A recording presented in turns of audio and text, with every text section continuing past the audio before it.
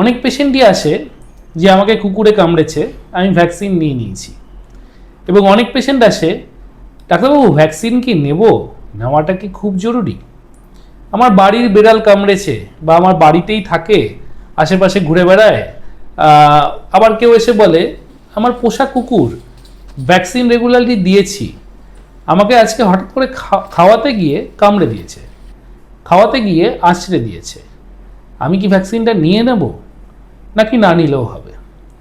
তো এই কুকুরে বা বেড়ালে কামড়ানো নিয়ে কিন্তু অনেকের কনফিউশন থাকে। এই কনফিউশনের মধ্যে অনেকে ভ্যাকসিন নিয়ে নেয়, আবার অনেকে কিন্তু নেয় না। অনেকে ডাক্তার দেখায়, অনেকে ডাক্তার দেখায় না। আবার আমি এমনও দেখেছি অনেক কুকুরের বাড়িতে বা যাদের বাড়িতে কুকুর পোষা রয়েছে তারা নিজেদের ফ্রিজে আগে থেকেই ভ্যাকসিন এনে রেখে দেয়, এবং যদি বাই এনি চান্স কোনো বাইট হয় তাহলে সে নিজেরাই কিন্তু কারুর পারমিশন ছাড়া বা কারুর প্রেসক্রিপশন ছাড়া ভ্যাকসিন নিয়ে নেয়। তো আদৌ কি সবার ভ্যাকসিন দরকার, নাকি আমরা কোথাও কিছু ভুল করছি? এই ভ্যাকসিনের কনফিউশন ক্লিয়ার করার জন্যই আমি আজকে এই ভিডিওটা তৈরি করছি। শেষ পর্যন্ত দেখবেন, তাহলে আশা করি এই ভ্যাকসিন নিয়ে বা কুকুর বেড়াল কামড়ানো নিয়ে আপনাদের মধ্যে কোনো কনফিউশন থাকবে না। নমস্কার, আমি ডক্টর চিন্ময়ানন্দনাথ। তো প্রথমত আমরা জানব যে এই কুকুর বেড়াল কামড়ালে আমরা যে ভ্যাকসিনটা নিই সেটা আসলে কি রোগকে প্রতিরোধ করে। তো প্রথমত এই ভ্যাকসিনটা র্যাবিস রোগকে প্রতিরোধ করে। এই র্যাবিস রোগটা কি?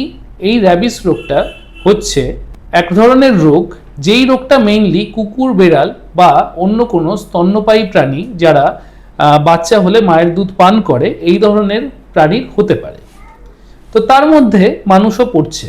সুতরাং যদি কোনোভাবে বা কোনো জায়গা থেকে এই ভাইরাসটা বা এই র্যাবিস রোগটা মানুষের মধ্যে প্রবেশ করে তাহলে কিন্তু এই র্যাবিস আক্রান্ত হওয়ার সম্ভাবনা মানুষের মধ্যেও অনেকটাই রয়েছে।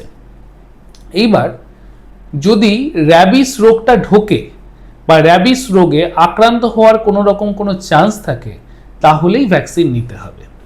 এইবার আপনারা কি করে বুঝবেন? প্রথমত সমস্ত কুকুর কিন্তু র্যাবিস রোগে আক্রান্ত নয়। এবার কি করে বুঝবেন যে কোন কুকুর রোগে আক্রান্ত, কোন কুকুর রোগে আক্রান্ত নয়? বোঝা সম্ভব নয় সেভাবে। সুতরাং র্যাবিস রোগের যেহেতু কোনো রকম কোনো চিকিৎসা নেই, র্যাবিস ভ্যাকসিন নিয়ে নেওয়াটা কিন্তু বুদ্ধিমানের কাজ। তবে যে সমস্ত কুকুর হয়তো আপনার বাড়িতে থাকে বা যে সমস্ত বেড়াল আপনার বাড়িতে থাকে এবং সে ভ্যাকসিনেটেড এবং সে কোনো রকমভাবেই কোনো রাস্তার অন্য আননোন কুকুর বা বেড়ালের সংস্পর্শে আসে না কখনোই, সে কিন্তু র্যাবিসে আক্রান্ত হওয়ার সম্ভাবনা খুব কম। তো যদি আপনাকে যে প্রাণী কামড়েছে বা যে কুকুর বেড়াল কামড়েছে সে নিজে র্যাবিস আক্রান্ত না হয়, সে কিন্তু আপনার মধ্যে র্যাবিস ভাইরাস দিতে পারবে না। যদি দিতে না পারে তাহলে ওই বাইট থেকে কিন্তু কোনোভাবেই আপনার র্যাবিস আক্রান্ত হওয়ার সম্ভাবনা নেই। তাহলে কি করব? তাহলে যদি নোন কুকুর হয়, মানে আপনার পরিচিত যে আপনার বাড়ি থাকে এবং যে ভ্যাকসিনেটেড, সে যদি কামড়ায় আপনাকে, তাহলে কিন্তু আপনাকে র্যাবিস ভ্যাকসিন নেওয়ার কোনো রকম কোনো প্রয়োজন নেই। আর যদি আপনি কুকুরকে না চেনেন বা সে যদি আপনার কাছে আননোন হয় বা আপনি যদি রাস্তায় চলাফেরা করতে করতে কোথাও কখনো হঠাৎ করে কুকুর বা বেড়াল এসে আপনাকে আছড়ে দেয় বা কামড়ে দেয়, তাহলে দেরি না করে অবশ্যই ডাক্তারবাবুর পারমিশন নিয়ে আপনার কিন্তু উচিত র্যাবিস ভ্যাকসিন নিয়ে নেওয়া। এবার আসছি যে র্যাবিস ভ্যাকসিন নিলে আর কি কিছু করতে হয়, নাকি শুধু ভ্যাকসিন নিয়ে নিলেই কাজ মিটে যাচ্ছে? তো এখানে আমি বলি যে কুকুরের বা বেড়ালের দাঁতে বা নখে শুধুমাত্র র্যাবিস ভাইরাস ছাড়াও কিন্তু হাজারো রকমের জীবাণু রয়েছে। তার মধ্যে ব্যাকটেরিয়া হতে পারে, ফাঙ্গাস হতে পারে, ভাইরাস হতে পারে। সেই জিনিসগুলোও কিন্তু বাইটের মাধ্যমে আপনার শরীরে প্রবেশ করে। সুতরাং যদি বাইটের মাত্রা বেশি হয় তাহলে কিন্তু আপনাকে ডাক্তারের পরামর্শ নিয়ে অবশ্যই সাথে অ্যান্টিবায়োটিক ওষুধ এবং শুকোনোর ওষুধ বা ব্যথার ওষুধ খেতে হবে।